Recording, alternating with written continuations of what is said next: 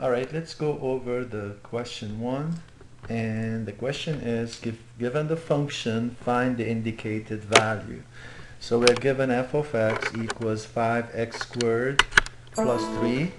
And we want to find what would be f of 2b. And the thing here is that we're going to replace x by 2b and simplify. That's all about it. So let's go ahead and rewrite f of 2b.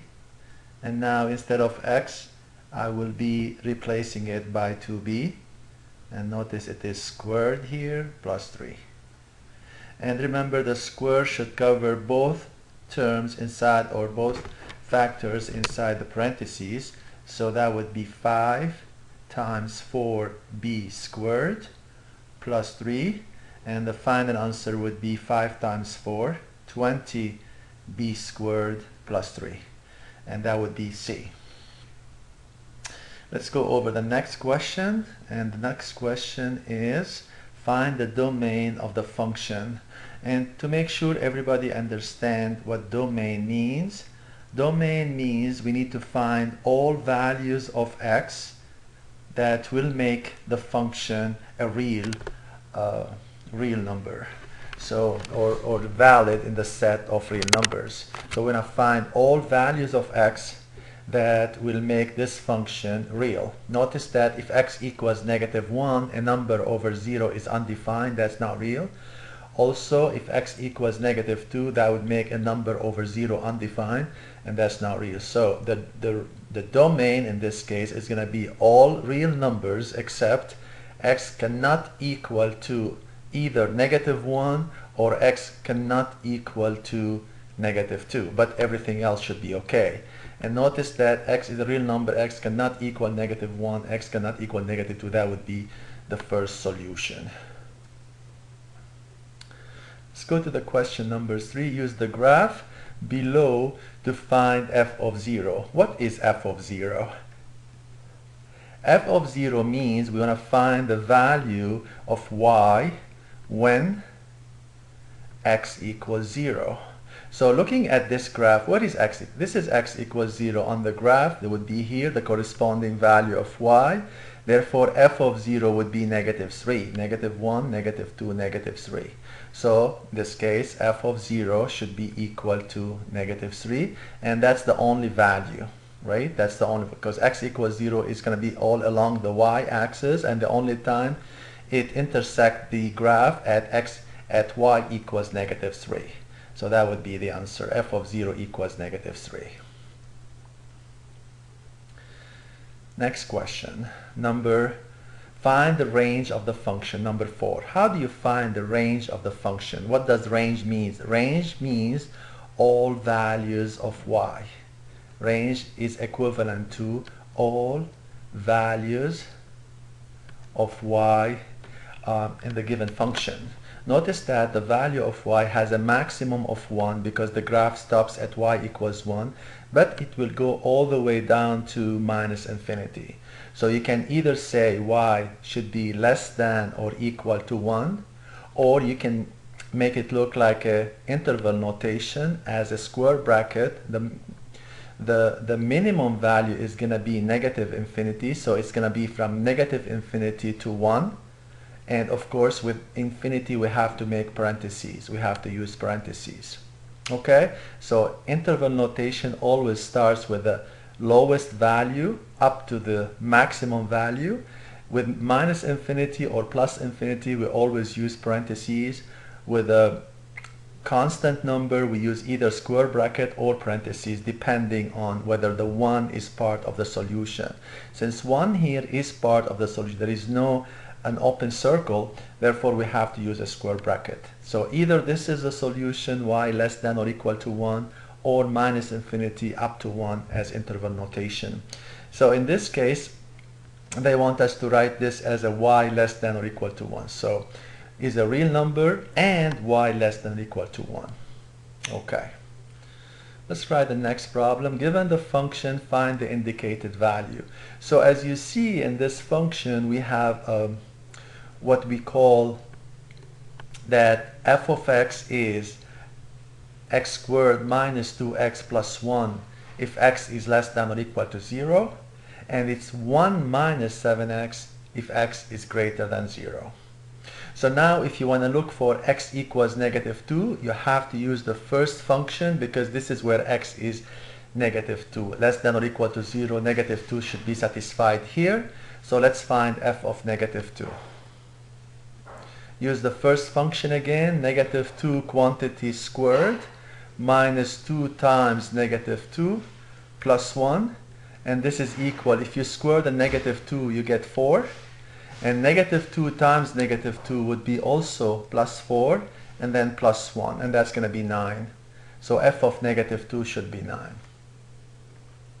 Next question, given the function f of x equals and g of x, find f g of x, which means we have to find the product of the two functions. And all we have to do is multiply x squared plus 2x minus 3 multiplied by gx, which is 5 plus x. So we can start by x squared going to each term in the second factor. Then we have 2x going to each term in the second factor, and then minus 3 going to each term in the second factor. So x squared times 5 would be 5x squared. X squared times x would be x cubed because we add the exponents. 2 plus 1 is 3. Plus 2x times 5 would be 10x. And 2x times x, again we have to add the exponents. 1 plus 1 is 2, and that would be 2x squared. Negative 3 times 5 is negative 15, and negative 3 times x is negative 3x. Let's see if we can combine terms here. The only term with x cubed is x cubed. With x squared, we have 5x squared plus 2x squared, and that's 7x squared. So 5x squared, 2x squared. Then we have 10x minus 3x, that's 7x. And then minus 15. That would be the final answer. And you see it's x cubed plus 7x squared plus 7x minus 15. The next question, find an equation of the line through the point 1, 5 that is perpendicular to the line y equals 1/3 x plus 6.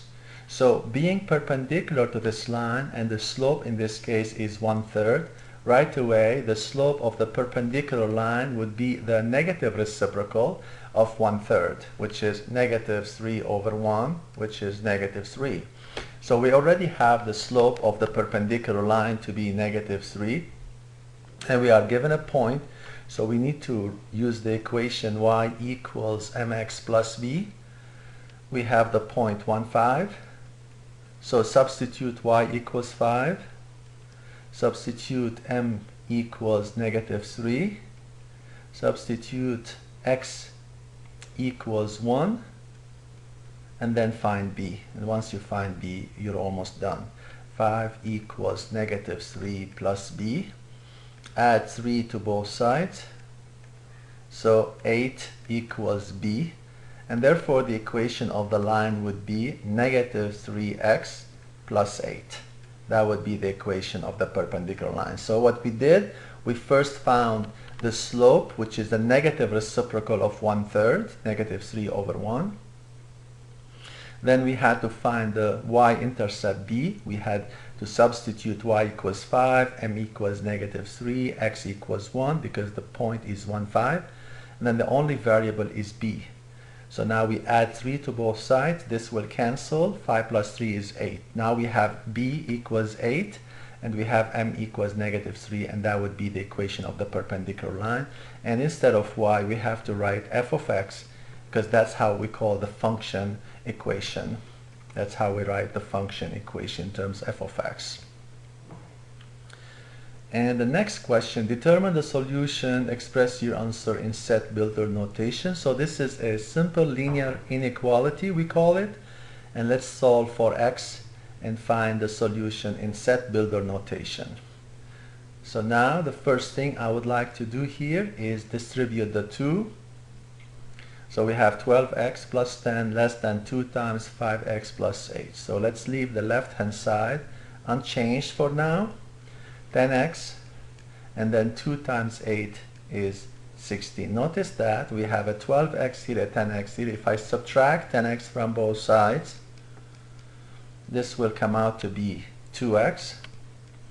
And if I subtract 10 from both sides, this becomes 0, and this becomes 6. So we're almost done. All we need to do, divide both sides by 2. X would be less than 3.